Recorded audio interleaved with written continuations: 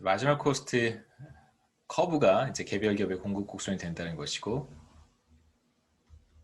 오늘은 이제 공급 곡선에 대한 몇 가지 이야기하고, 아, 예, 다음 챕터로 넘어가면 좋겠습니다. 여기서 이제 수요 곡선에서도 우리가 탄력성에 대한 이야기를 했었는데요. 가격 탄력성과 이제 인컴 일래스티시티를 얘기를 했는데, 여기에서는 이제 공급 곡선의 가격 탄력성만 보도록 하겠습니다. 그래서 공급의 가격 탄력성이고요. 혹은 공급 곡선의, 그래서 마찬가지로 가격이 변할 때 공급량이 얼마나 민감하게 반응하는가를 측정하는 지표가 바로 공급 곡선의 가격 탄력성이고, 가격 탄력성이 의미하는 것은 가격이 1% 변할 때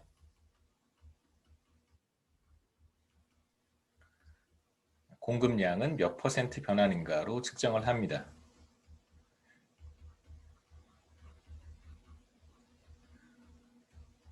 어떤 사람들은 이제 공급이 몇 퍼센트 변하는가 이렇게 표현하기도 하는데, 뭐 틀렸다고 말을 하지는 않는데요. 정확한 표현은 공급량이 몇 퍼센트 변하는가입니다.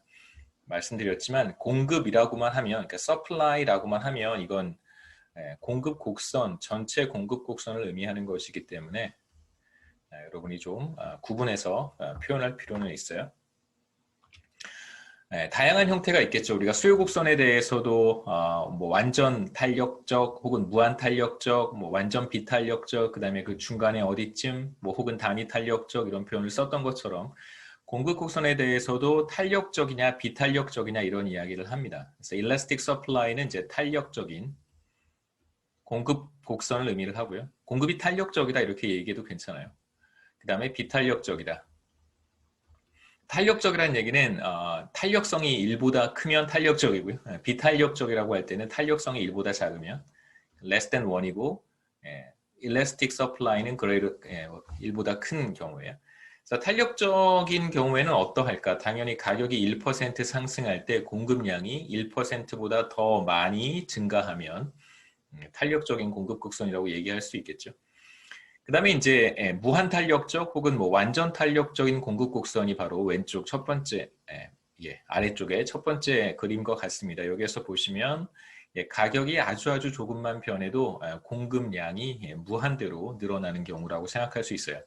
그래서 이게 그렇게 썩 와닿지 않는다면 굉장히 플랫하지만 우상향하게 이렇게 공급 곡선을 그려보면 이해가 될 거라고 생각합니다. 가격이 여기에서 조금만 상승해도 공급량이 어마어마하게 많이 늘어나는 경우 생각해 볼 수 있고요. 그 다음에 비탄력적인 공급 곡선은 말씀드렸듯이 가격이 1% 상승할 때 공급량이 1%보다 적게 늘어나면 그럼 이제 비탄력적인 공급 곡선입니다. 탄력성이 1보다 작은 경우니까요. 그러니까 탄력성이 1이라는 얘기가 바로 밑에 나오긴 하지만 단위 탄력적이고요. 잠깐 얘기하고 다시 돌아가겠습니다.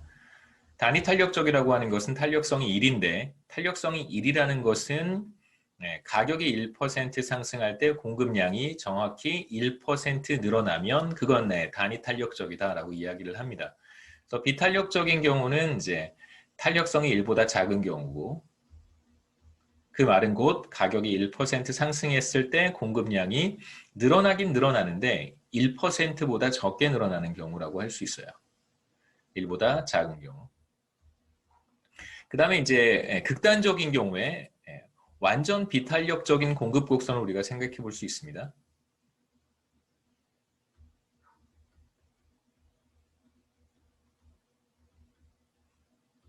완전 비탄력적인 공급 곡선이라는 것이 가격이 1% 상승해도 공급량이 전혀 변하지 않는 경우라고 할 수 있겠죠. 그래서 그림으로 그려본다면 앞서 슬라이드 한 페이지 전으로 돌아가서 세 번째 그림과 같아요. 가격이 5달러에서 6달러로 상승했음에도 불구하고 공급량이 전혀 변하지 않는 상태. 너무 극단적이라고 생각한다면 이해를 돕기 위해서 약간 이렇게 스티프하게 공급 곡선을 그려볼 수도 있습니다. 그럼 가격이 상승해도 공급량이 웬만해서는 거의 늘어나지 않는 이런 경우라고 생각할 수 있겠죠. 이런 경우가 이제 공급 곡선이 완전 비탄력적인 경우는 이제 아래 그림과 같고요. 여러분의 이해를 돕기 위해서 제가 약간 기울기를 조금 뭐 무한대 정도는 아니, 예, 기울기가 무한대 정도는 아니지만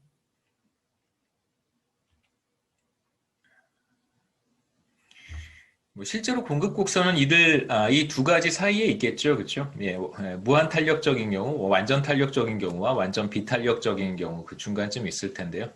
이제 우리가 계속해서 얘기하고 있는 것처럼 공급 곡선은 기본적으로 우상향하기 때문에 가격 탄력성은 0보다 큰 값을 갖게 됩니다.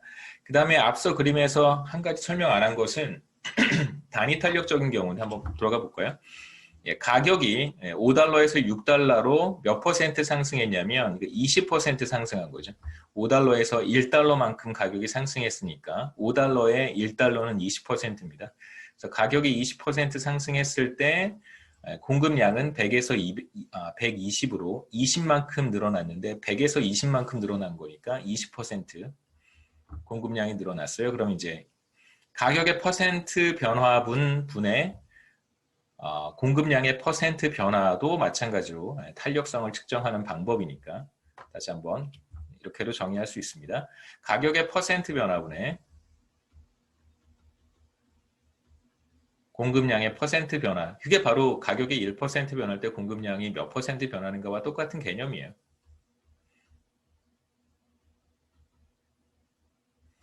그래서 우리가 이렇게 20%분의 20%니까 1이 되겠죠. 가운데 있는 그림은 단위 탄력적인 공급 곡선을 보여주는 것입니다.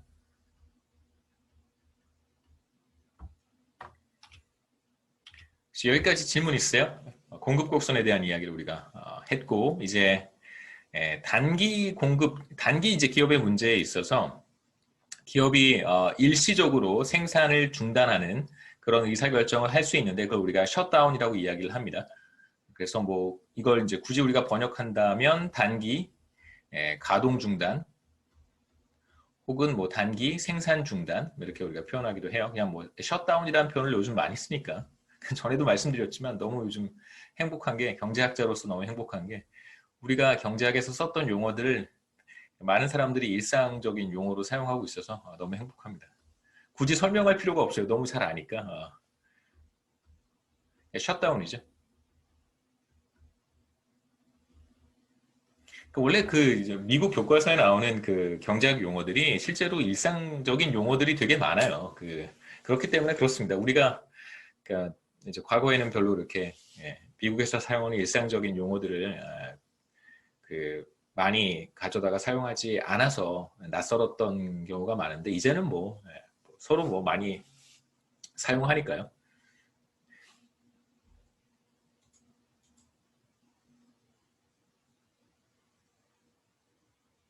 예, 저는 여러분이 글을 쓰시면 잘 이해를 잘 못해요. 말씀을 해주시겠어요?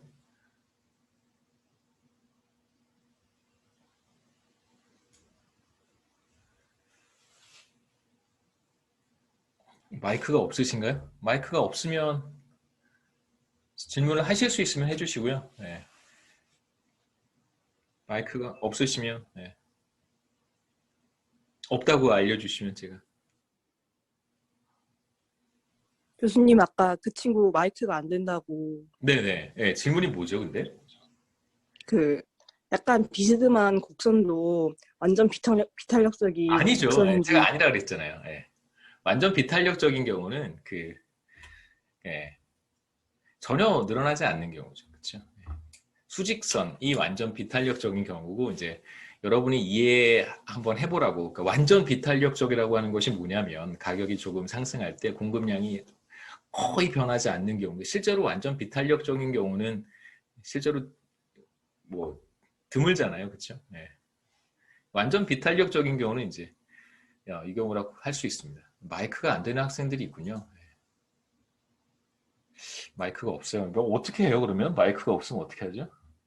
제가 채팅을 잘 못 보니까 그 다음에 잘 못 볼 뿐만 아니라 여러분이 질문을 글로 하시면 잘 이해를 못 해요. 죄송합니다.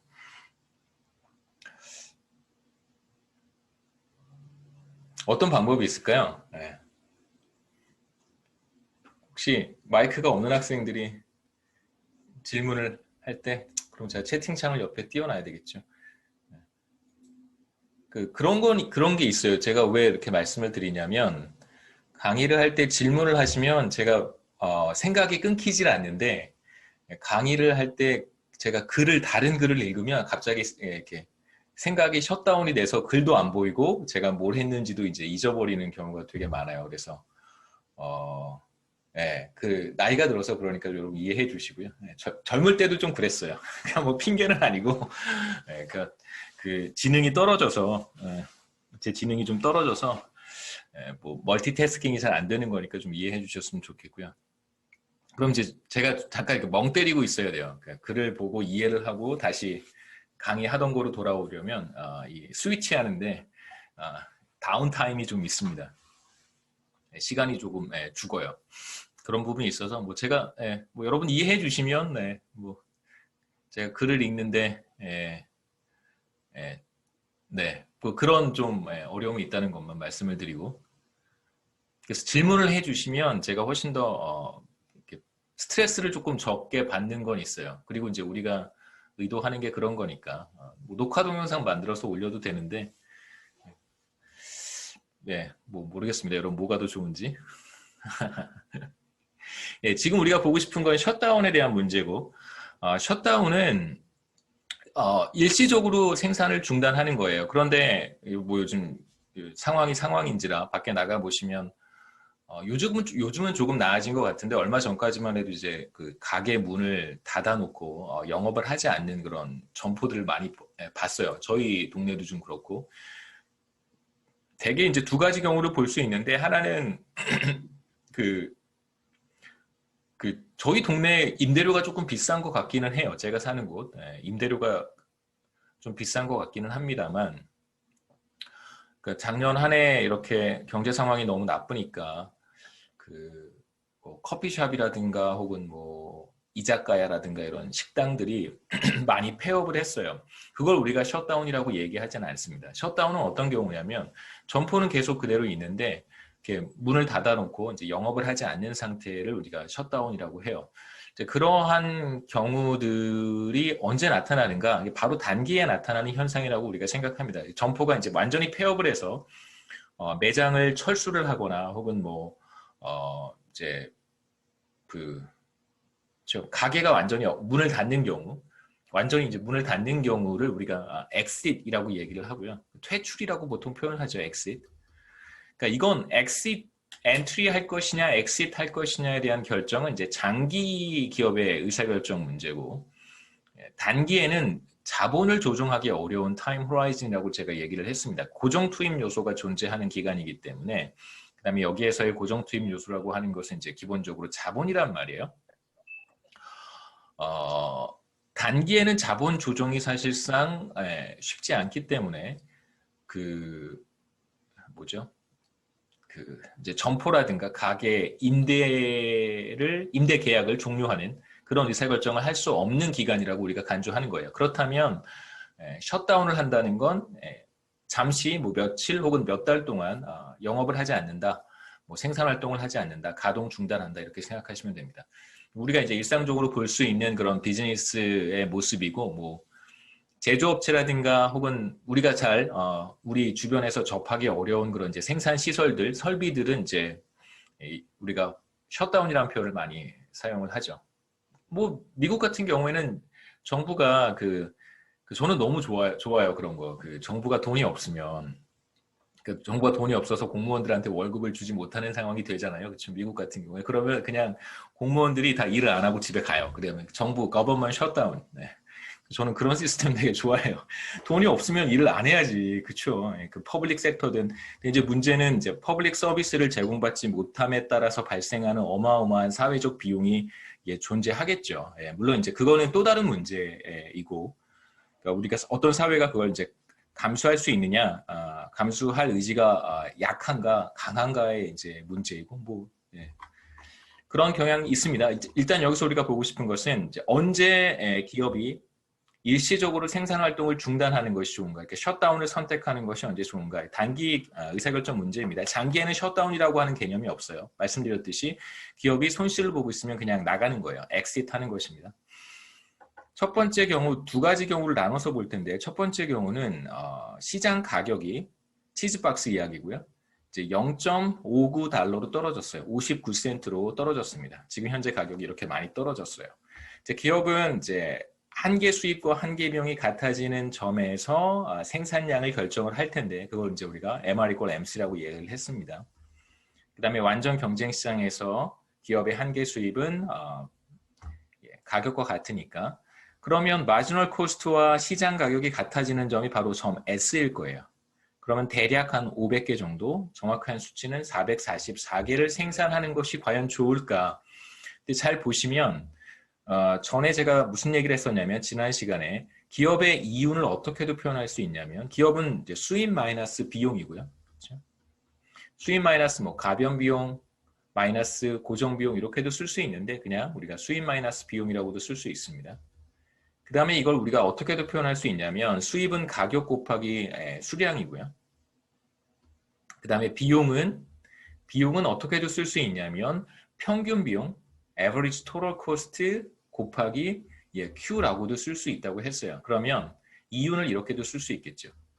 P 마이너스 average total cost 곱하기 생산량 혹은 뭐 판매량 이렇게도 쓸 수 있습니다.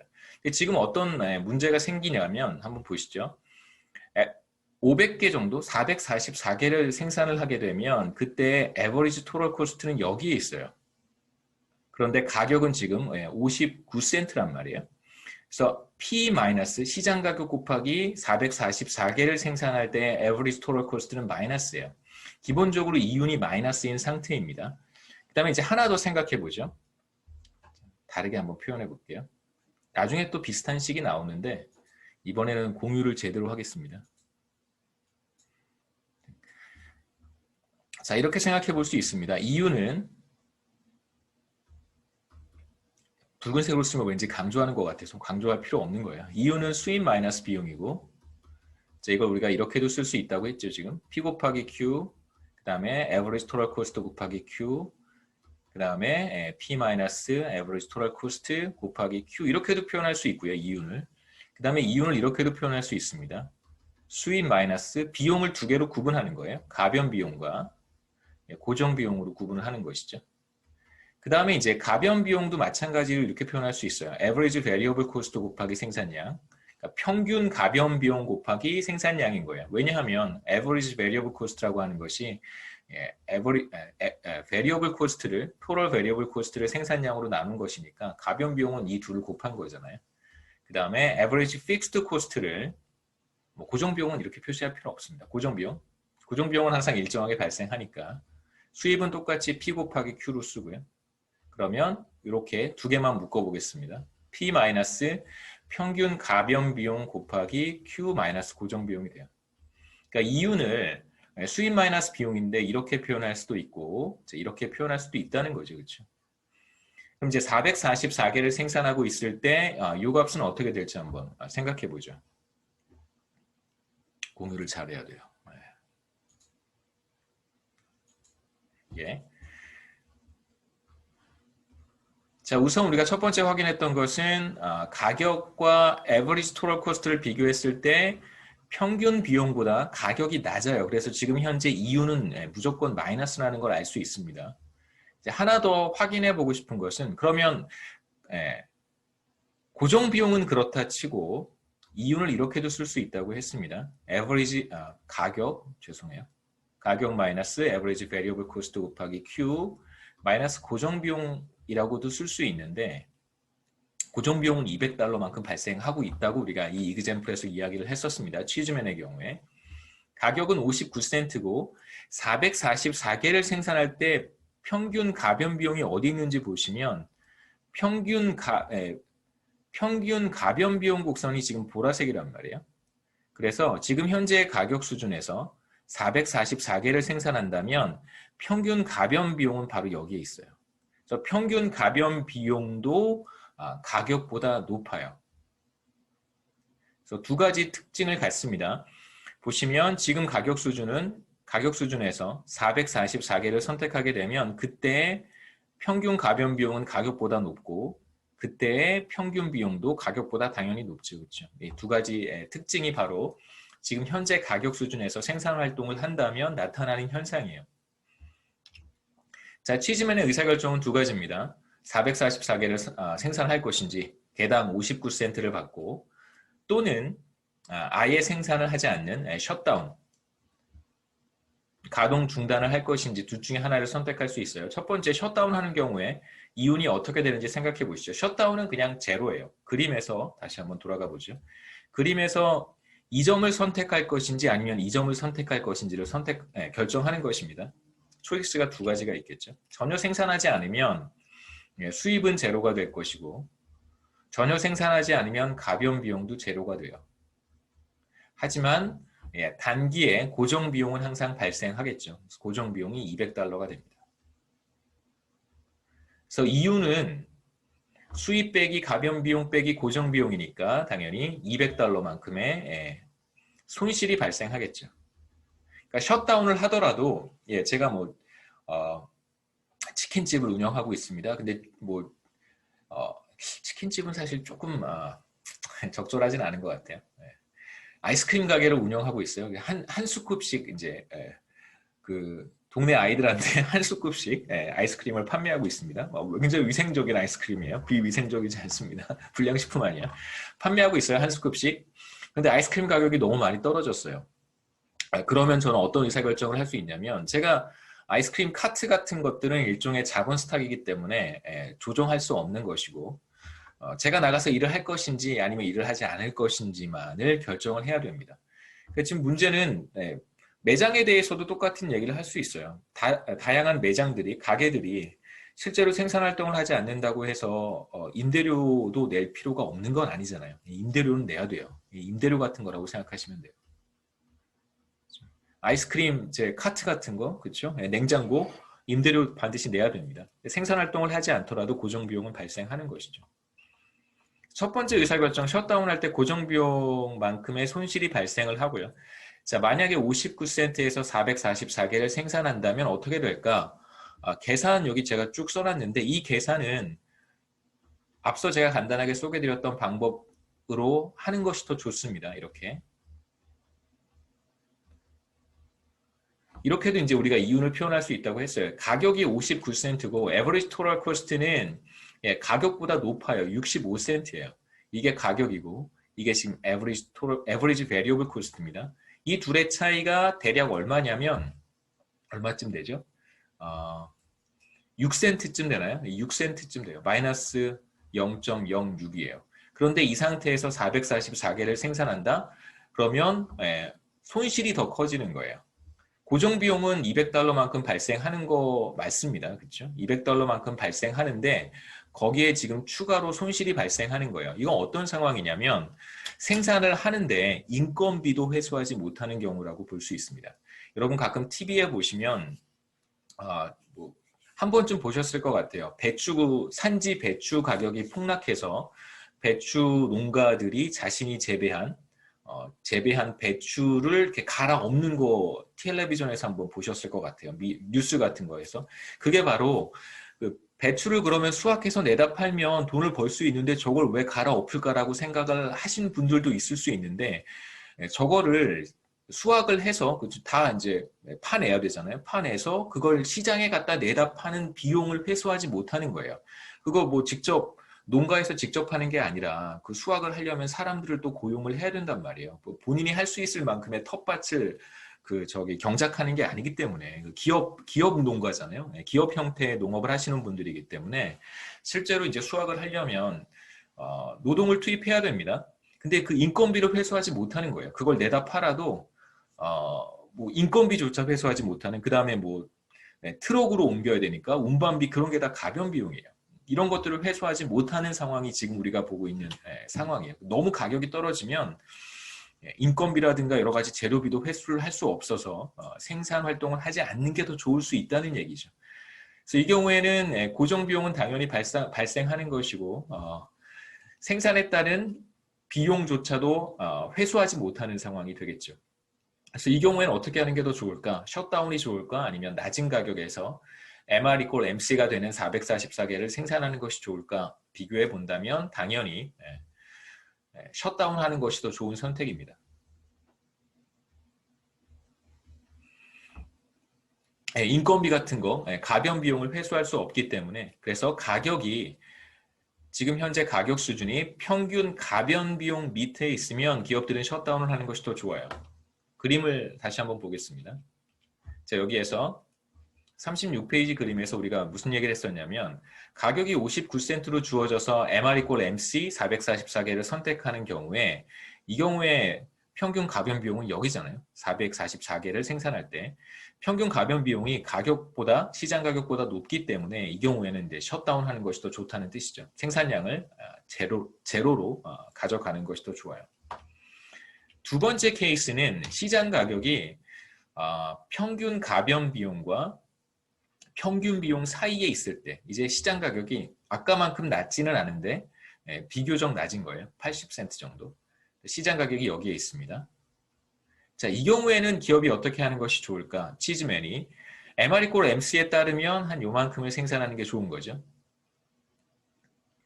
과연 이만큼을 생산하는 것이 좋을까? 아니면 셧다운을 하는 것이 좋을까를 비교해 보겠습니다. 우선 셧다운을 하게 되면 아까도 얘기했지만 이유는 마이너스 $200가 돼요. 그러니까 고정 비용만큼의 손실이 발생합니다.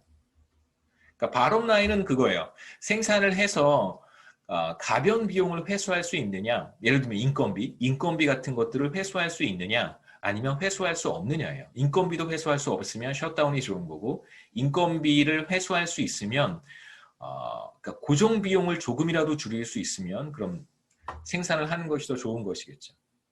자, 이제 생산을 할 경우에 이윤이 어떻게 되는지 계산해 볼 텐데 구체적인 수치를 제가 보여드리진 않겠습니다. 우리가 아까 무슨 얘기를 했었냐면 이윤은 이렇게도 쓸 수 있다고 했죠. 프라이스 마이너스 에버리지 베리어블 코스트 곱하기 생산량 마이너스 고정 비용이에요.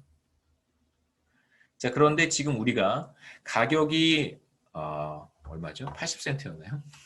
80센트로 주어져 있다면 대충 뭐 한 800개 정도라고 해볼까요? 요만큼을 생산할 거예요. 이 생산량 수준에서의 평균 가변 비용은 가격보다 낮아요. 이만큼을 생산한다면, 그렇죠? 평균 가변 비용은 가격보다 낮습니다. 그러니까 price minus average variable cost는 0보다 커요. 자, 그러면 만약에 생산 활동을 한다면 대략 800개 정도를 생산한다고 한다면 이유는 여전히 마이너스이긴 하지만 앞서 셧다운을 할 때보다는 조금 나아요. 셧다운을 하는 경우에 이유는 고정 비용만큼의 손실이 발생하는 경우였었습니다. 셧다운이죠. 전혀 생산하지 않는 경우에. 그런데 만일 가격이 조금 높아요. 하지만 평균 비용보다는 낮죠. 이게 평균 비용입니다. 평균 비용보다는 낮고 평균 가변 비용보다는 높아요. 이 사이에 가격이 있으면 그러면 인건비는 회수할 수 있는 거예요. 생산 활동을 해서 직원들 이렇게 급여 주고 그 다음에 뭐 재료비 같은 거 이런 것들을 다 이제 커버할 수 있어요.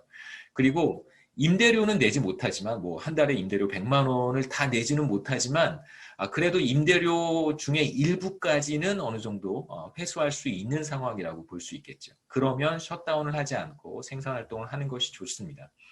그래서 이게 0보다 크니까 발생하는 고정 비용의 일부를 메이크업하는 상황이라고 생각할 수 있습니다. 모든 가변 비용 회수할 수 있고 고정 비용의 일부도 회수할 수 있는 경우, 그 경우가 바로 가격이 평균 가변 비용과 평균 비용 사이에 있을 때입니다. 뭐 지금 간단하게 말씀드렸던 거 정리한 거고요. 그 다음에 이제 이러한 형태의 비용, 그러니까 뭐 임대료라든가 혹은 뭐 등등등 회수하기 어려운 그러한 비용을 우리가 sunk cost라고 부르고요. 이걸 우리가 매몰 비용이라고 얘기합니다. 이미 묻어버린 거예요. 예를 들면 이런 경우를 생각해 볼 수 있습니다. 가끔 이제 학생들이 와서 저한테 연락을 하거나 혹은 이제 뭐 코로나 시절 이전에 학생들이 가끔 저한테 와서 진로를 바꾸기로 결정을 했다. 이런 뭐 이제 스스로 결정을 다 하고 저한테 이제 자신의 결정에 대해서 한번 그 지지를 받고 싶어서 오는 거죠. 저한테 이제 물어보고 결정을 하고 싶은 게 아니라 다 결정하고 와요. 여러분 다 그러시잖아요. 와요. 이제 경제학이 진로가 아니어서 이제 다른 진로로 변경을 하고 싶다. 뭐 의상 디자인이라든가, 그 패션 디자인이라든가, 혹은 뭐 미술 쪽으로 주로 예체능으로 전과한 학생들이 좀 있었어요. 많지는 않습니다. 극소수 몇 명. 자, 그러면 그 학생의 경우에 경제학과에서 2년 혹은 3년의 시간을 보냈단 말이에요. 혹은 이제 졸업을 하고 다른 대학으로 또 입학을 하는 학생들도 물론 있습니다만. 그러면 물론 나중에 이제 여러분 뭐 사회 진출해서 서울여자대학교 경제학과에서 배우셨던 그런 지식들이 나중에 굉장히 유용하게 쓰일 거예요. 그건 뭐 확실히 맞습니다만 그 의사결정을 하는 시점에서는 내가 지금까지 배웠던 경제학이라고 하는 것, 시간과 돈을 투자를 한 거잖아요. 그것이 이제 앞으로 내가 패션 디자인을 할 때 영향을 미칠 것인가 생각해보면 영향을 미치지 않을 거예요. 그 시점에서는. 먼 미래에는 도움이 되겠지만 경제학이. 그러면 이제 경제학에 내가 투입했던 시간과 뭐 학비와 이런 관련된 뭐 교재비라든가 이런 것들은 다 회수할 수 없는 비용이 되는 것입니다. 썬크 코스트라고 우리가 이야기를 해요. 그래서 어떤 그 비용이 여러분 의사결정을 하실 때 항상 염두에 두셔야 되는 것은 지금까지 뭔가를 열심히 해왔어요. 그런데 여기에서 내가 발을 빼서 다른 걸로 진로를 바꾸거나 다른 걸 선택하려고 할 때 내가 이미 지불한 비용이 새로운 의사결정에 영향을 미치지 못한다고 하면 미련 없이 버려야 돼요. 썬크 코스트예요. 그게 이제 나의 의사결정에 전혀 영향을 미치지 못합니다. 그래서 지금 우리가 보는 이그젬플 픽스드 코스트가 이제 뭐 정확히 썬크 코스트라고 보기는 어렵겠습니다만 이제 썬크 코스트라고 우리가 생각할 수 있고요. 썬크 코스트의 형태라고 생각해 볼 수 있습니다. 이제 마지막으로 기업의 공급 곡선을 우리가 어떻게 표현할 것인가? 우리 오늘 시작할 때 제가 처음에 말씀드렸던 내용을 다시 한번 보시죠. 탄력성 이야기하기 전에 개별 기업의 공급 곡선이 될 것이다. 한계 비용 곡선이 개별 기업의 공급 곡선이 될 것이다 라고 이야기를 했는데 이 아래쪽에서는 조금 복잡한 이야기를 우리가 할 필요가 있습니다. 기업이 언제 셧다운을 하냐면 평균 가변 비용 곡선보다 가격이 떨어지면 생산을 하지 않아요. 셧다운으로 들어가요. 그렇다면 기업의 공급 곡선은 자신의 평균 가변 비용 곡선 아랫부분은 제외하고 우리가 봐야 되겠죠. 무슨 뜻이냐면 자, 기업의 마지널 코스트는 이렇게 생겼잖아요. 그렇죠? 우리가 이렇게 그렸었습니다. 그런데 평균 가변 비용 곡선 아랫부분에서는 무조건 셧다운을 해요. 가격이 이 밑으로 떨어지게 되면 무조건 셧다운을 한단 말이에요. 자, 그렇다면 기업의 공급 곡선이라고 하는 것은 이 아랫부분을 사실 볼 필요가 없다는 뜻이겠죠. 정확히 표현하면 기업의 공급 곡선은 이런 형태가 될 거예요. 평균 가변 비용 곡선 위쪽에서는 기업의 한계 비용 곡선과 같고 그 다음에 평균 가변 비용 곡선 밑에서는 이렇게 되겠죠. 공급 곡선이. 그러니까 이 사이에서는 하나도 공급하지 않는 거예요. 제로. 그래서 이렇게 공급 곡선을 정확히 표시해 볼 수도 있습니다. 뭐 별 의미는 없고요. 생각해 보시라고. 그래서 개별 기업의 공급 곡선은 바로 자신의 평균 가변 비용 곡선 위쪽에 있는 한계 비용 곡선이다. 이렇게 얘기할 수 있어요. 바로 이 얘기죠. 그렇죠? 자신의 한계 비용 곡선이 바로 개별 기업의 공급 곡선인데 평균 가변 비용 곡선 아랫부분은 보지 않는다는 것이죠. 셧다운 하니까. 혹시 여기까지 질문 있어요? 서플러스에 대한 이야기를 하고 우리가 챕터 7으로 넘어가겠습니다.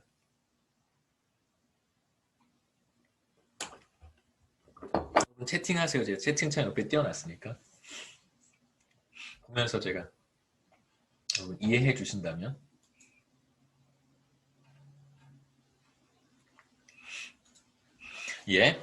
우리가 컨슈머 서플러스에 대한 이야기를 했던 것처럼 컨슈머스 프로블럼에서 컨슈머스의 의사결정 문제에서 여기에서는 그러니까 생산자의 문제, 뭐 기업, 공급자, 생산자 뭐 다 같이 우리가 보기로 했으니까요. 생산자 잉여에 대한 이야기를 하도록 하겠습니다. 프로듀서 서플러스는 생산자 잉여고요. 예, 컨슈머 서플러스는 소비자 잉여입니다. 생산자 잉여는 소비자 잉여와 뭐 같은 개념이에요. 생산자 잉여는 자신이 최소한 받아야 하는 가격, willingness to accept라고 우리가 표현을 했는데 그 가격과 실제로 시장에서 받는 가격 사이의 차이입니다. 시장 가격과 자신의 willingness to accept 사이의 차이인데 그게 바로 marginal cost잖아요. 그렇죠? 시장 가격과 한계 비용 사이의 차이입니다.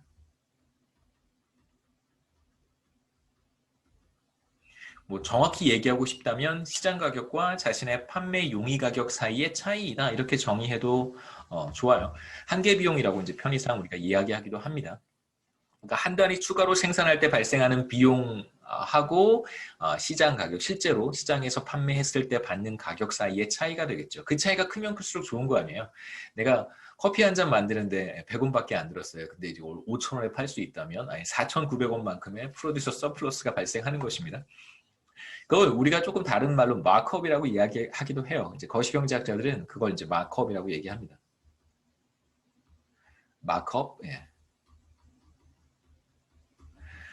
자, 우리 간단한 그림 왼쪽에서 한번 보시죠. 뭐 마지노 코스트 커브 이렇게 그냥 그렸는데 저는 이 그림이 이렇게 썩 마음에 들진 않아요. 교과서에 있는 그림이어서 가져왔는데 이렇게 이런 형태의 쉐입은 사실 저는 좀 동의하기 어려워서 무시하시기 바랍니다. 이렇게 생겼다고 생각하세요. 이렇게.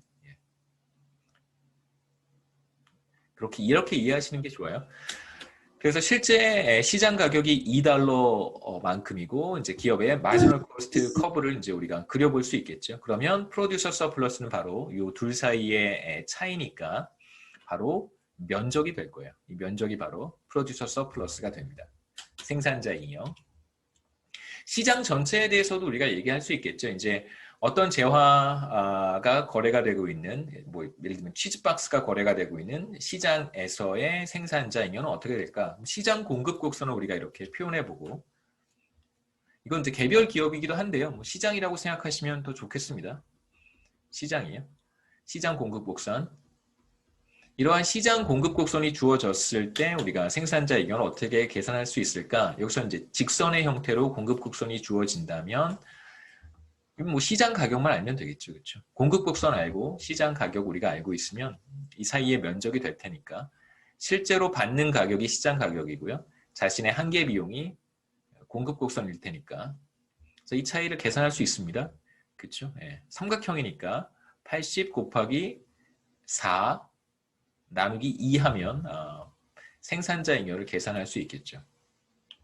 그 다음에 이제 가격이 변하는 경우에 만약 시장 가격이 상승한다면 어떻게 될까? $100에서 $120로 상승하게 되면 여러 가지 요인에 의해서 시장 가격이 상승할 수 있습니다. 뭐 수요가 확대되거나 뭐 여러 가지 요인에 의해서 뭐 여기서 이제 수요가 확대되는 경우라고 할 수 있겠죠. 수요가 늘어나서 시장 가격이 $120로 상승했습니다. 그럼 이제 거래량도 늘어나겠죠. 이렇게 5단위로 거래량이 늘어나요. 그럼 이 경우 새로운 가격에서의 생산자 잉여는 당연히 요 면적이 될 것이고 그 다음에 계산해 보면 100, 이쪽은 5, 250만큼 생산자 잉여가 발생한다라고 우리가 얘기할 수 있습니다.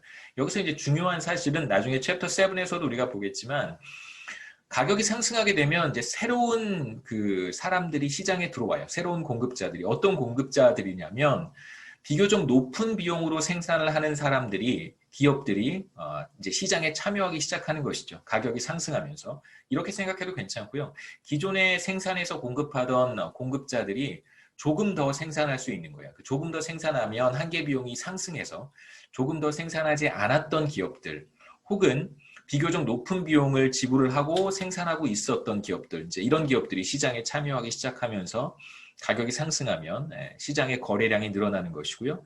그로 인해서 생산자 잉여가 늘어나는 거예요. 여기까지가 6장의 내용인데 혹시 질문 있으시면 질문하시고 실장으로 넘어가겠습니다.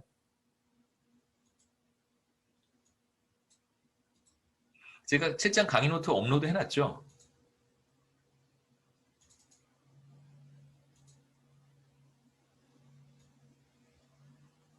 제가 확인해 봐야죠. 올라왔어요. 업로드 했습니다.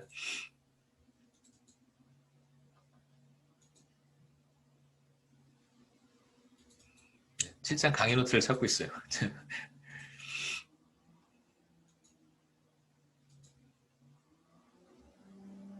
예, 보이시죠? 실장은 완전 경쟁에 대한 개념과 효율성, 자원 배분의 효율성에 대한 이야기입니다. 보이지 않는 손. 예. 애덤 스미스의 보이지 않는 손이죠. 예. 완전 경쟁. 여기서 보이지 않는 손의 의미는 뭐냐면 자원 배분의 효율성에 대한 이야기입니다. 효율성. 그러니까 자원 배분이 효율적이다, 효율적이지 않다 이러한 것들을 우리가 어떻게 그 경제학의 컨텍스트에서는 정의하는지 살펴보도록 하죠.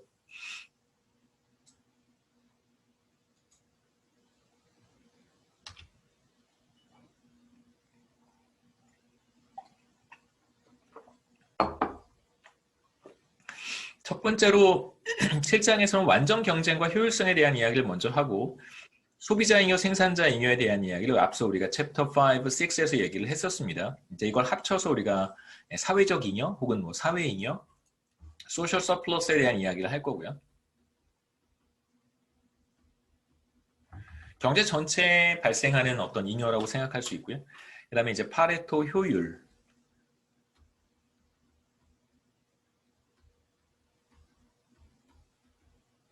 자원 배분이 어떤 자원 배분이 파레토 효율적이냐, 뭐 파레토 효율적이지 않느냐, 뭐 않냐, 뭐 이런 이야기를 이제 하겠습니다. 그 다음에 두 번째 뭐 보이지 않는 손에 대한 이야기는 이제 개별 기업에 대해서 우리가 조금 할 거고요. 그 다음에 이제 다른 내용들은 다 스킵하고 여기 dead weight loss라고 하는 게 있는데 뭐 누군가가 대체로 정부겠죠, 그렇죠? 정부가 시장에 개입해서 시장 가격을 컨트롤하려고 하는 경우, 뭐 우리가 지금 계속해서 보고 있습니다. 부동산 가격 이런 거겠죠, 그렇죠? 컨트롤하려고 하는 경우에 이제 어떤 손실이 발생하게 될 때, 물론 이제 여러 가지 디베이트가 있습니다. 나중에 가서 말씀드릴게요. 부동산에 대한 이야기는 많이 하지 않겠습니다. 제가 부동산을 잘 몰라서. 자중 손실. dead weight loss를 이제 우리가 자중 손실이라고 해요. 예, 자중 손실. 뭐 그냥 dead weight loss라고 해도 괜찮습니다. 번역도 좀 이상해서요. 예. 그런 얘기들을 이제 우리가 7장에서 하고 아마도 저는 이런 이야기들을 굉장히 좋아해요. 경제학에서 경쟁, 그다음에 efficiency, 뭐 그다음에 자중 손실 이런 얘기 굉장히 좋아합니다. 여기서 우리가 많은 시간을 할애할 수는 없어요. 사실 7장은 여러분 경제학에 있어서 가장 중요한 어떤 그 뭐랄까요? 어떤 스피릿, 경제학의 정신 이런 거와 매우 밀접합니다. 그러니까 우리는 경제학자들은 이게 좋은가 나쁜가를 판단을 할 때 그 경제학자들에게도 판단의 기준이 있습니다. 다른 학문을 하시는 분들은 어떤 기준을 가지고 판단하는지 잘 모르겠어요. 우리의 판단 기준은 굉장히 명료해요. 그게 경제학이 갖는 힘이기도 한데 어떤 것이 좋은가, 좋지 않은가를 판단할 때 경제학에서의 기준은 물론 몇 가지 기준이 있습니다만 그게 바로 효율성이에요. 그러니까 이렇게 했을 때가 A라고 하는 정책을 하는 것이 좋으냐, B라고 하는 정책을 하는 것이 좋으냐라고 했을 때 사실 그걸 판단하기는 어렵습니다만 이제 경제학자들한테는 그 기준이 바로 효율성이에요. 그러니까 A가 더 효율적이라면 자원 배분에 있어서 A가 더 효율적이라면 A가 좋은 것이고 자원 배분 관점에 있어서 B라고 하는 것이 더 효율적이라면 이제 B를 선택하는 것이 좋다라고 얘기를 합니다. 그래서 제가 말씀드린 것 중에서 자원 배분이라고 하는 것이 도대체 무엇인지, 그 다음에 효율적이라고 하는 것이 도대체 무엇인지 이 두 가지 개념이 굉장히 중요한 것이죠.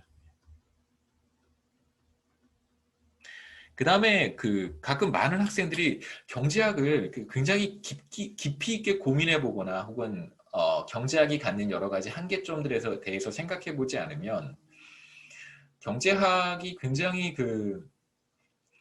굉장히 뭐랄까요? 말도 안 되는 이상한 현실을 설명하지도 못하는 그런 이상한 학문이라고 생각하는 경향이 물론 있을 수는 있는데요. 뭐 그 얘기는 여러분 뭐 질문이 있으시면 질문을 하시면서 한번 해결해 보도록 하겠습니다. 여하튼 여기서 우리가 보려고 하는 기본적인 여기 내용의 기본적인 가정은 뭐냐면 완전 경쟁이에요. 완전 경쟁적인 시장을 우리가 먼저 생각해 보겠습니다. 지금부터 모든 이야기는 완전 경쟁적인 시장이에요. 그러니까 바이어스나 셀러들이나 시장에 참가하는 사람들은 시장 가격에 영향을 미치지 못하고 누구든 엔트리 엑싯이 자유롭고요. 뭐 이러한 기본적인 가정을 바탕에 우리가 두고 이야기를 하도록 하겠습니다. 독점 시장 혹은 뭐 과점 시장, 소수의 기업들이 경쟁하는 그러한 시장, 뭐 혹은 뭐 노조가 존재하고 기업들이 있어서 그들 사이에 어떤 협상, 임금 협상이 이루어지는 그러한 세계를 우리가 이야기하는 건 아니에요. 비교적 좀 물리학에서 보면 진공 상태와 같은 상황을 우리가 가정하고 있다고 생각하시면 더 좋겠습니다. 물론 현실에서 이러한 시장이 존재하지 않는 것은 아니지만 실제 경제 현상을 완전 경쟁 시장으로 국한해서 보기는 비교적 어렵기 때문에 그렇습니다. 자, 여기에서 우리가 지금까지 봤던 소비자의 문제, 생산자의 문제에서 소비자들이 다른 사람들을 케어하지 않아요. 자기 자신만 케어합니다. 적어도 구매와 관련된 이것을 구매할 것인가 말 것인가, 얼마만큼을 구매할 것인가에 대한 의사결정을 할 때 자기 자신만 생각하죠. 여러분 물건을 살 때 여러분 다른 사람 생각하시나요? 나한테 이게 더 좋은가만 생각해요. 기본적으로 셀프 인터레스티드 되어 있습니다. 자기 중심적인 거예요. 이걸 이제 이기적이라고 표현하진 않습니다만 뭐 이기적 동기이기는 해요. 기업들도 마찬가지예요. 기업들도 내가 얼마만큼을 생산할 것인가를 결정을 할 때 자신의 이윤만 생각하지 경쟁 회사, 다른 회사들의 이윤을 생각하지 않습니다. 물론 뭐 환경 파괴라든가 뭐 오염 물질을 배출한다든가 이제 이런 경우엔 얘기가 또 달라지겠습니다만 그건 나중에 여러분 재정학이라는 과목에서 배우시면 돼요. 그러한 어떤 그 부작용 같은 것들이 존재하지 않는다면 기업도 자기중심적이고 소비자들도 자기중심적이에요. 그런데 완전 경쟁 시장에서 시장에 참가하는 바이어스나 셀러들이나 모두 자기중심적임에도 불구하고 구매하고 싶은 사람은 구매하고 판매하고 싶은 사람은 판매하고 그렇게 해서 시장 가격이 결정이 되고 시장을 통해서 얻게 되는 편익이 완전 경쟁 시장 하에서 극대화가 됩니다. 편익이 극대화가 돼요.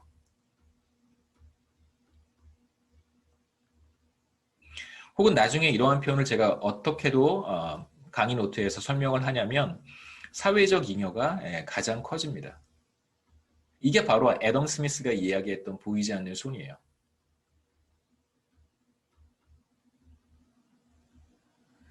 나중에 여러분 미시경제학이라든가 혹은 조금 더 3학년, 4학년 과목, 경제학과 과목을 수강하시면 후생경제학의 제일 정리라고 하는 걸 배우시게 될 거예요. 그러니까 웰페어 티어럼이라고 얘기를 하는데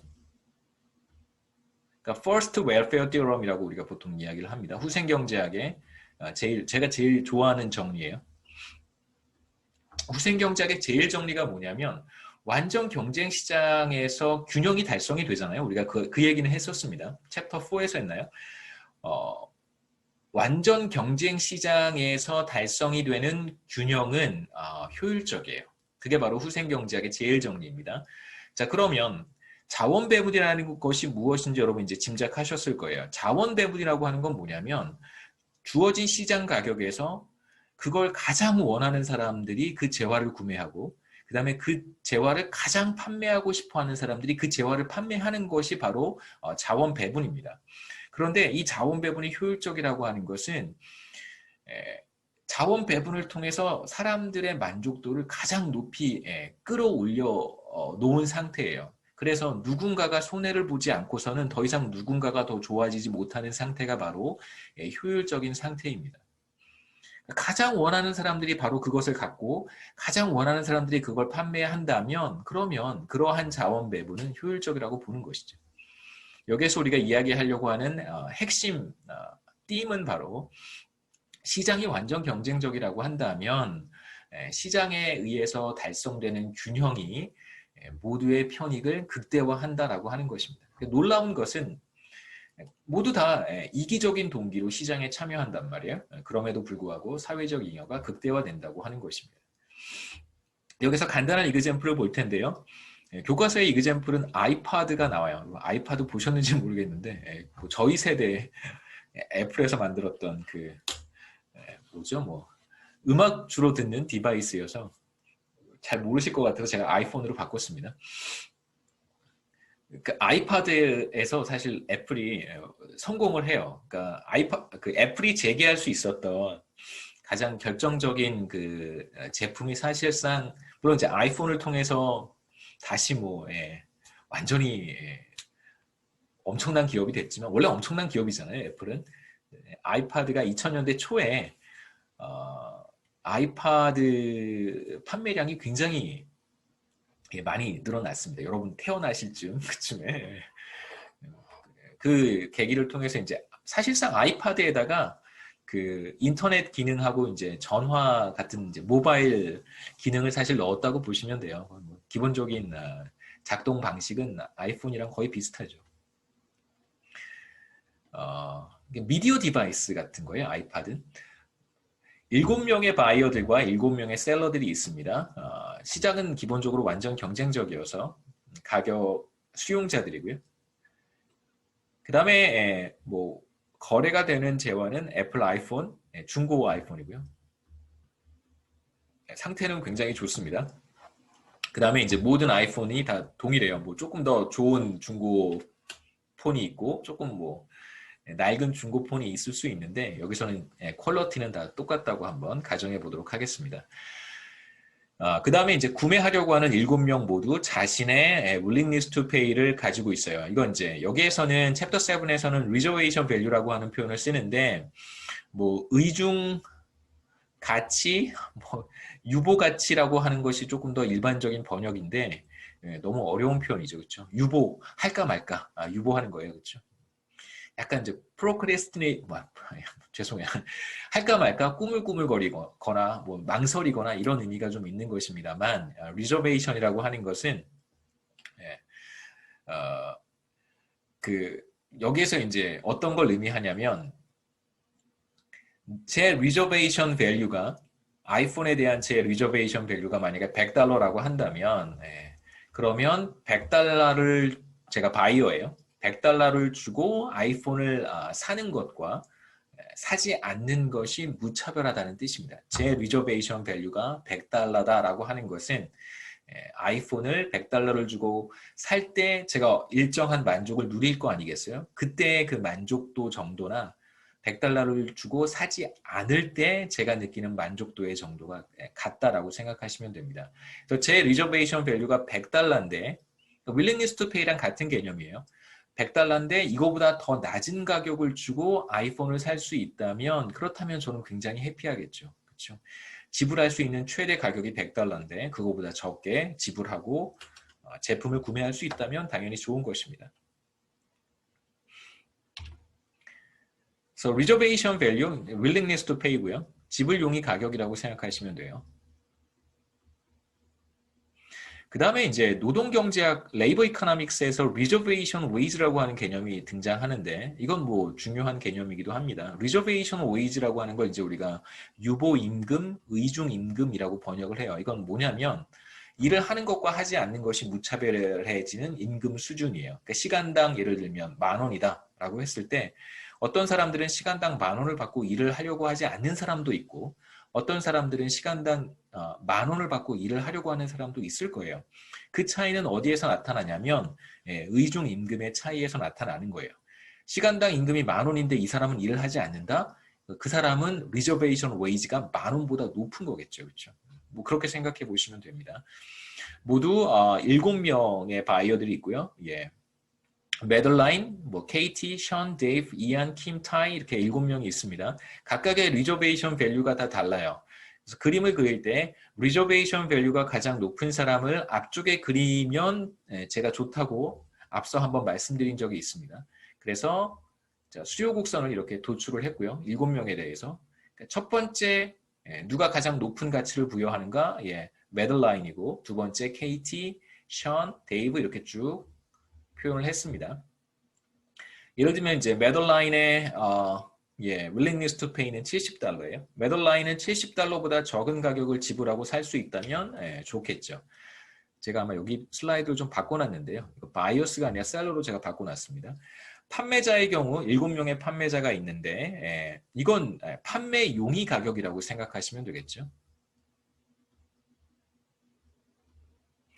그러니까 여러분 지금 어떤 상황을 생각해 보시면 되냐면 그냥 일종의 당근마켓 같은 거예요. 그러니까 서로 이렇게 14명의 사람들이 자신의 아이폰에 대한 주관적인 가치를 다 가지고 있는 거예요. 중고폰에 대한 주관적인 가치가 다 다른 14명의 사람이 있는데 그중에 7명은 아이폰을 이제 팔고 싶어 하고 7명은 이제 사고 싶어 하고 이 시장의 구조는 완전 경쟁적이다 이렇게 생각하시면 좋겠습니다. 각자가 다 중고폰에 대한 어떤 자신만의 고유한 가치를 가지고 있는 경우라고 생각하면 좋겠습니다. willingness to sell 혹은 뭐 willingness to accept 이런 것들이 이제 톰, 메리, 제프, 필, 애덤, 맷, 피오나 이렇게 7명의 사람들이 다 달라요. 그래서 판매자의 경우에는 가장 낮은 판매 용의 가격을 갖는 사람부터 쭉 표시를 해보면 이렇게 우상향하는 공급 곡선을 그릴 수 있겠죠. 이렇게 해서 예를 들면 탐의 경우에는 $10만 받아도 자신이 가지고 있는 중고 아이폰을 판매할 용의가 있다라고 얘기할 수 있습니다. 그래서 간단하게 테이블로 한번 만들어 보고 수요 곡선과 공급 곡선을 이제 우리가 이어서 그려봤습니다. 그러면 이제 균형 가격을 찾을 수 있겠죠. 시장 완전 경쟁적이니까. 보시면 수요 곡선과 공급 곡선이 만나는 점에서 균형이 달성된다고 우리가 이야기를 한다면 그러면 이제 여기가 균형 가격이 될 거예요. 그 다음에 앞서 제가 설명은 안 드렸는데 데이브나 필 같은 경우 생각해 보시면 이제 구매자가 데이브잖아요. 데이브 같은 경우에 $40를 내고 아이폰을 산다면 그러면 자신이 지불할 용의가 있는 금액을 맥시멈으로 다 내고 구입하는 경우란 말이에요. 그렇죠? 시장 가격은 $40에서 형성이 되었습니다.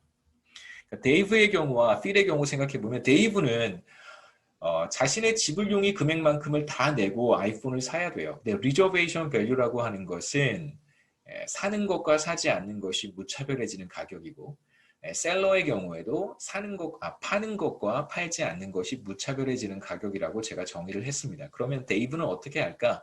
우리가 앞서 제가 설명은 안 드렸지만 무차별하다면 그렇다면 구매자의 경우 구매하고 판매자의 경우 판매한다라고 가정을 하겠습니다. 무차별하다면 사는 것과 사지 않는 것, 파는 것과 팔지 않는 것이 똑같아요. 뭐 또이또이예요. 그렇다면 무차별하다면 그러면 하지 않는 것보다 하는 게 더 좋다라고 한번 가정해 보죠. 무차별하다면 한다. 네. 구매한다. 판매한다. 네이버 같은 경우에는 리저베이션 밸류와 시장 가격이 같지만 당연히 구매한다. 라고 우리가 이제 보는 거고요. 필 같은 경우에도 $40예요. 네, 시장 가격이 $40고 자신의 리저베이션 밸류가 $40입니다. 그러면 이제 판매한다라고 우리가 가정하는 것입니다. 그러면 시장에서 거래가 되는 아이폰의 개수는 4대겠죠. 여기까지 거래가 될 거예요. 그러니까 데이브와 필까지 시장에 참여해서 거래가 되고 이하는 시장에 들어가지 않습니다. 자신이 지불할 수 있는 아이폰의 가격은 $30인데 지금 시장 가격은 $40이기 때문에 당연히 이하는 들어가지 않고요. 애덤도 들어가지 않겠죠. 왜냐하면 자신은 $50에 자신이 가지고 있는 아이폰을 판매해야 되는데 최소한 그런데 지금 시장 가격이 $40이기 때문에 애덤도 들어가지 않는 거예요. 뭐 간단히 말씀드렸습니다. 4개의 아이폰이 거래가 되는 경우고 순서대로 4사람, 매들라인, 케이리, 션, 데이브가 구매를 할 것이고 그 다음에 톰, 메리, 제프, 필 이 4사람이 이제 판매를 할 거예요. 소셜 서플러스를 한번 정의해 보겠습니다. 사회적 잉여라고 하는 것은 컨슈머 서플러스와 프로듀서 서플러스를 더해 놓은 거예요. 그게 바로 사회적 잉여입니다. 경제 전체의 편익이라고 부르셔도 괜찮아요. 우리가 지금 생각하는 경제는 14명으로 구성되어 있는 아이폰 시장이 바로 경제 전체라고 생각하시면 좋겠습니다.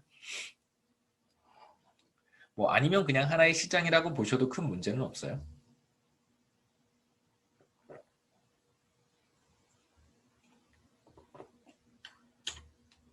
우리가 여기서 하고 싶은 얘기는 완전 경쟁 시장에서 달성이 되는 자원 배분이 바로 사회적 잉여를 극대화한다라고 하는 것이고, 자원 배분이라고 하는 의미가 뭐 간단합니다. 아웃컴이에요. 아웃컴. 이게 바로 자원 배분이에요. 그러니까 4대 스마트폰이 아이폰이 거래가 된 거잖아요. 그게 바로 자원 배분이에요.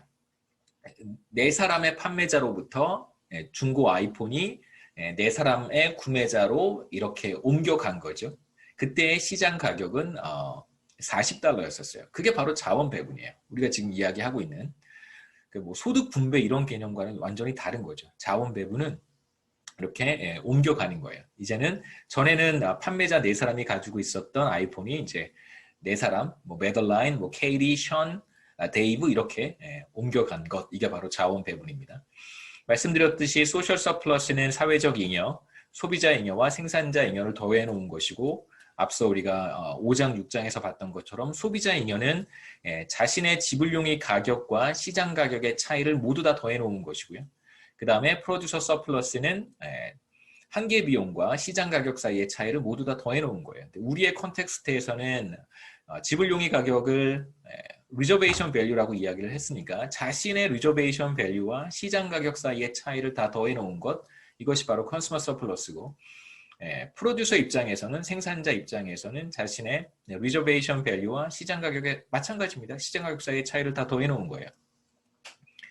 그래서 소셜 서플러스는 시장에서 시장이 형성이 되고, 완전 경쟁 시장이겠죠. 시장이 형성이 되고 시장에서 거래가 이루어진다면 그러면 항상 소셜 서플러스는 발생합니다. 그래서 완전 경쟁 시장을 하나 없애버리면, 정부가 갑자기 탁 나타나서 완전 경쟁 시장 하나 없애버렸어요. 그러면 그것만큼 비극적인 건 없는 거죠. 그렇죠? 왜냐하면 컨슈머 서플러스도 사라져버리고 프로듀서 서플러스도 사라져버리기 때문에 그래요. 혹은 완전 경쟁 시장에 들어와서 너무 경쟁이 치열하니까 우리가 뭔가 제재를 가하겠다. 제가 조금 이따가 예를 보여드리겠습니다. 제재를 가하겠다라고 한다면 어떻게 될까요? 자, 그런 얘기를 이제 이어서 우리가 한번 해보도록 하겠습니다.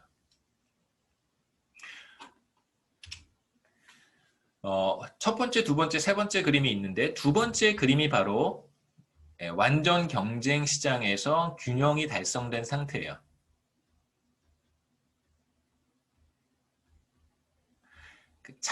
잠깐 말씀드렸지만 시장 가격이 $40에서 형성이 됐습니다. 그러면 어떤 자원 배분, 어떤 결과가 나타나냐면 정말 아이폰을 간절히 원하는 사람은 자신이 원하는 사람들은 다 아이폰을 구매하는 거고요. 그 다음에 $40에서 아이폰을 판매하는 것이 이득인 사람들은 다 아이폰을 판매를 해요. 하지만 반대로 아이폰을 그렇게 간절히 원하지 않는 사람들이 이 사람들이잖아요. 그렇죠? 여기 있는 사람들은 아이폰을 그렇게 간절히 원하지 않습니다. 시장 가격은 $40인데 자신의 리저베이션 밸류는 그거보다 낮아요. 이 사람들이 시장에 들어가지 않아요. 마찬가지입니다. 비교적 높은 그 가치를 부여하고 있는 판매자들도 지금 현재 시장 가격에 들어가서 판매하지 않아요. 가장 원하는 사람들은 아이폰을 갖게 되고 가장 원하는 사람들은 아이폰을 판매하고 있는 거죠. 그렇죠? 이러한 상태. 그래서 이 부분이 바로 컨슈머 서플러스가 되고 이 부분이 바로 프로듀서 서플러스가 되고요. 이 전체 면적 더한 것이 소셜 서플러스가 됩니다. 4사람이 구매를 하니까 첫 번째 사람 매들라인은 70불의 리저베이션 밸류를 갖는데 시장 가격이 40이니까 매들라인의 컨슈머 서플러스는 30이고 그 다음이 누구였죠? 케이리였죠. 케이리 같은 경우에는 리저베이션 밸류가 60인데 $40만 내면 살 수 있어요.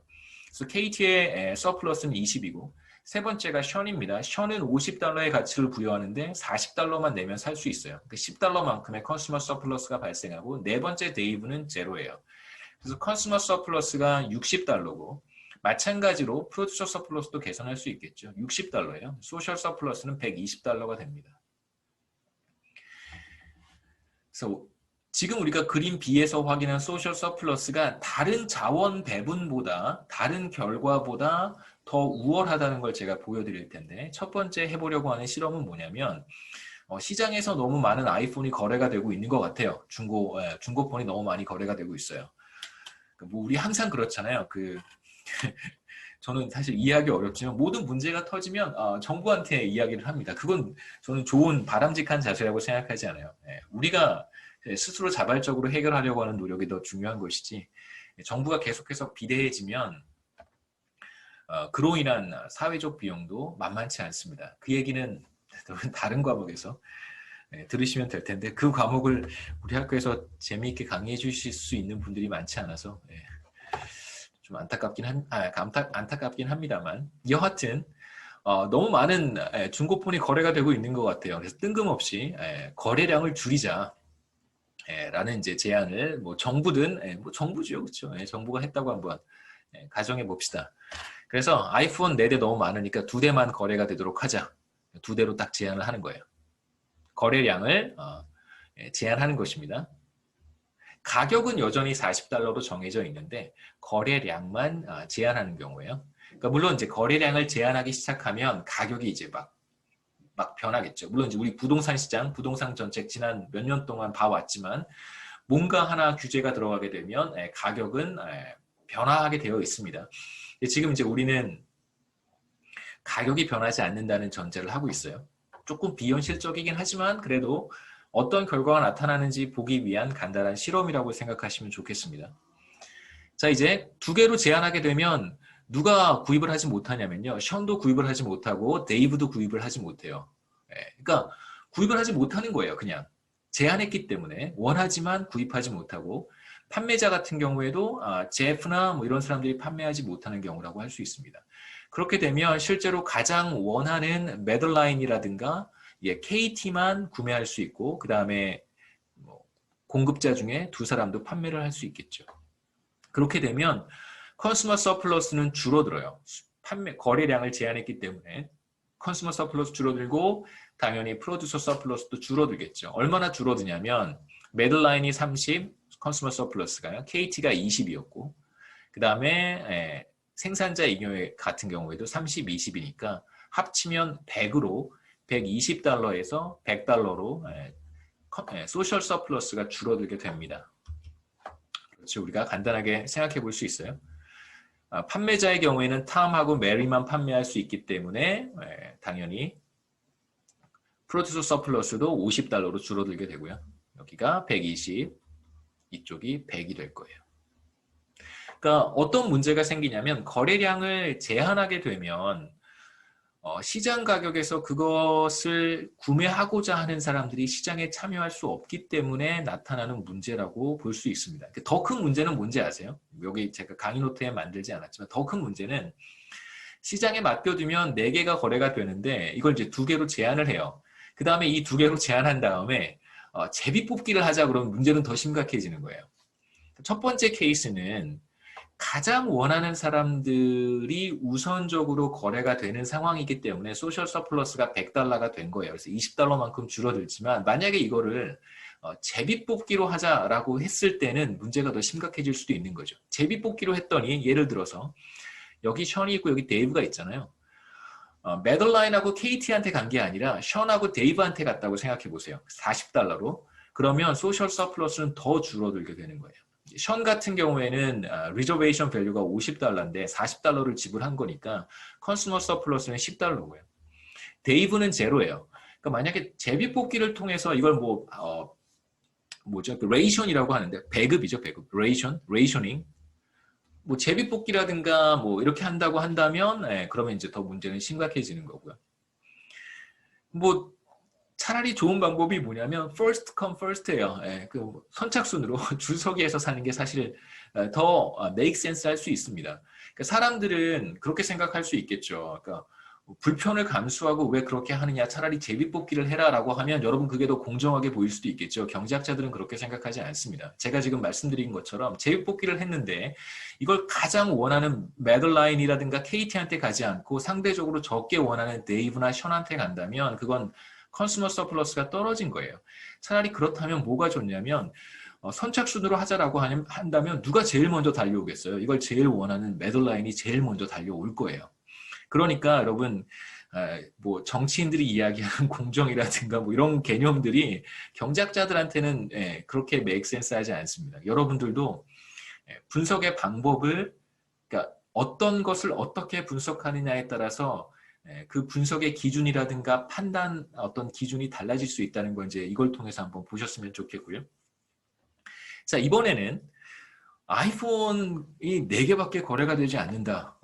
거래량을 늘리자. 그래서 5개까지 거래량을 늘리는 경우에 어떤 일이 벌어지는지 한번 생각해 보겠습니다. 만 시간이 다 됐죠, 그렇죠? 네, 이거 5분 안에 끝내기 어려워서 거래량을 늘리는 그 이야기는 다음 시간에 이어서 하겠습니다. 질문 있어요? 40분. 예. 제가 녹화를 안 했나요? 녹화를 했습니다. 다행히. 네.